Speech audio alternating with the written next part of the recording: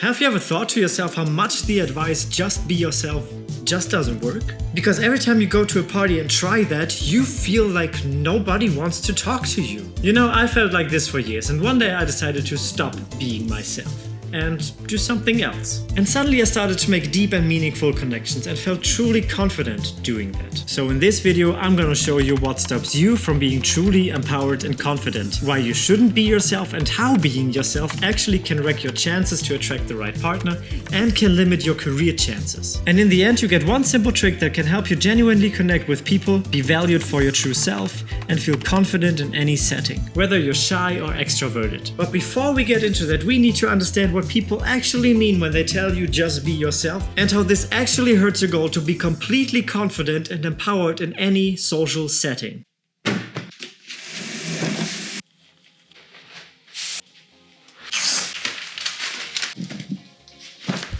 You know, life is like moving to a new city. Your house is at this part of the city. Your workplace at that other part. You don't know what to do and you don't know yet how to get there. So you get into your car, drive, and ask people around town how to get to your work. Also, let's pretend you don't have Google Maps for now, otherwise my metaphor is not working. So people will tell you to go this way, turn right there, watch out for this, and never go there. So eventually you will find a way to get to your workplace.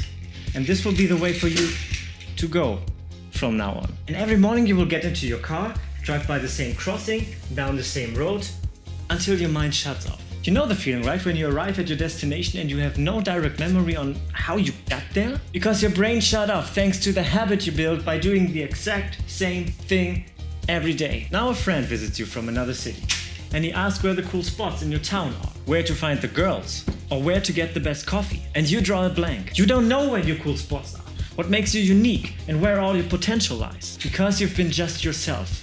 Just by following a path out of habit and fear that you didn't dare to leave. But you have a desire. Maybe you want to meet someone special, have a new job opportunity, or simply want to meet new people and make friends. But you feel like a balloon in a room full of cacti. Your friends just say to you, "Just be yourself, bro." Or girl. But since you've never truly experienced your town, you feel like you lack the knowledge of what being yourself really means. You feel kind of unprepared for that given situation, almost like an imposter. And if anyone finds out that you are not fit for that job, or when your date finds out that you play in a way lower league than them, you will face serious repercussions. On the other hand, we feel like other people know us way better than we do ourselves when they say just be yourself. I mean, how can they say that? And what do they know about us that we don't know? I mean, was there a memo we didn't get? So they're just visitors in our city and they know where the best coffee places are. How can they know that? Maybe they don't. Because first, they are not that emotionally involved as we are in that situation. And second, they just don't care. But maybe they do something else we can apply here. Something that would give us instantly a boost for our confidence. Something that we do when someone else has a problem. Trusting ourselves and letting go. But why is that actually that other people always see our potential and what we're capable of and we don't? And that is actually the clue we need to truly be ourselves and build meaningful connections with others. And to understand why, let's look into what to do instead of being yourself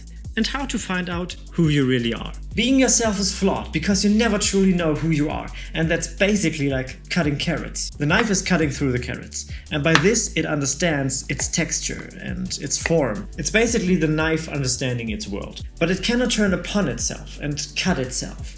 And because of that, it cannot understand its own sharpness, its essence. The Godhead is never an object of its own knowledge. Just as a knife doesn't cut itself, fire doesn't burn itself, light does not illuminate itself. It's always an endless mystery of itself. When people tell you just to be yourself, it seems that they're suggesting that you understand yourself as the knife understands the carrots. People see us interacting with the world around us like the knife cuts the carrots. While we simply experience the world as cut carrots, we cannot grasp our true nature. So what now?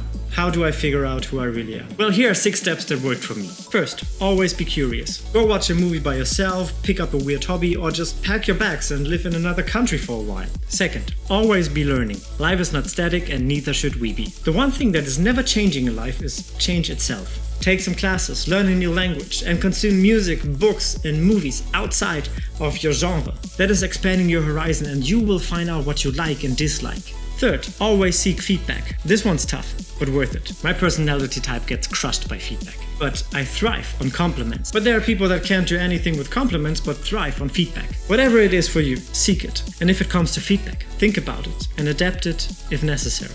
Remember, the knife doesn't cut itself. Fourth, always self-reflect. Take a moment, sit down and just think. Why did you react that way? What makes you happy or ticks you off? Where's your goal, and are you still on the way to becoming the person that you want to be? 5. Always challenge yourself. Apply for a job that you're under or overqualified for. Date someone out of your league, above or below. Put yourself deliberately in situations where you need to master a skill to reach your goal. And number 6, always authentic connections. Talk to people. And I mean really talk. Not just about the weather, but about your wishes, fears, and that dream of that flying turtle you just had last night. You learn so much about yourself when you connect with others. So truly being yourself is not a static self-acceptance. It's dynamic self-discovery. And this brings me to my final point. How to truly be yourself and build meaningful connections with it. This is gonna sound extremely controversial now, but I want you to imagine from now on that between you and everyone you're talking to is a large window that separates the two of you. But that window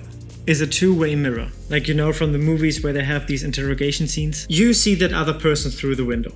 But your job is to make that other person see themselves in the mirror. It's the two-way mirror principle, and it will help you to build magnetic charisma and meaningful and deep connections with others. And all of that without trying to be someone else, and instead finding more about the other person and yourself too. There's this well-known, world-famous book that seemingly no one applies the knowledge of. And How to Win Friends and Influence People, one of the main points stuck in my head. Be interested, not interesting. This is the two-way mirror principle. By asking questions and being interested in others, you see them through a window, while your questions help them to see themselves. You will get to know them better, and they can present themselves in the best light possible, so they like themselves in the mirror. By that, you build genuine connections because you're open-minded, you're curious and interested. You are with your attention on the other person, and not in your own mind where you again feel inadequate. And by all that, you expand your view. You get to know your city better, and therefore become the most confident and empowered version of yourself. The thing is, now you know the secrets to confidence and why the advice being yourself sucks. That's great. But if you cannot switch off all that overthinking and catastrophizing in your head, it will all be a waste of time. So in order to feel really confident in any situation and build meaningful connections fast, watch this video next to turbocharge your personal growth.